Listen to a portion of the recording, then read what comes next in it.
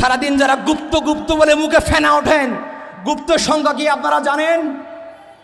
সংজ্ঞা আমি তিনটে আপনাদের সামনে উপস্থাপন করব। সংজ্ঞা নাম্বার 1, যারা সেনাবাহিনীর কাছে মুসলেখা দিয়ে বলেছিল আর কোনোদিন রাজনীতি করব না, তারা লন্ডনে 17 বছর লুকিয়ে থেকে ক্যামেরার সামনে মুখ দেখিয়ে ভারতের অনুমতি নিয়ে তারা দেশের রাজনীতি করে, তারাই প্রকৃত গুপ্ত।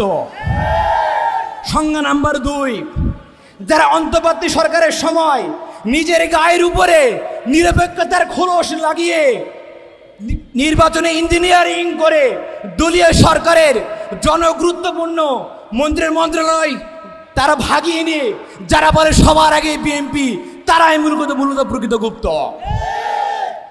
3 নম্বর আমার সংজ্ঞা, যারা নিজেদের দলীয় প্যাডে ছাত্রলীগকে পুনর্বাসন করে জনগণের তুপের মুখে, সমালোচনার মুখে যখন তারা মহাসত্যকে অস্বীকার করে চ্যালেঞ্জ প্রদান করে বলে আমাদের কমিটিতে একজনও ছাত্রলীগ নাই, তারাই প্রকৃতপক্ষে গুপ্ত।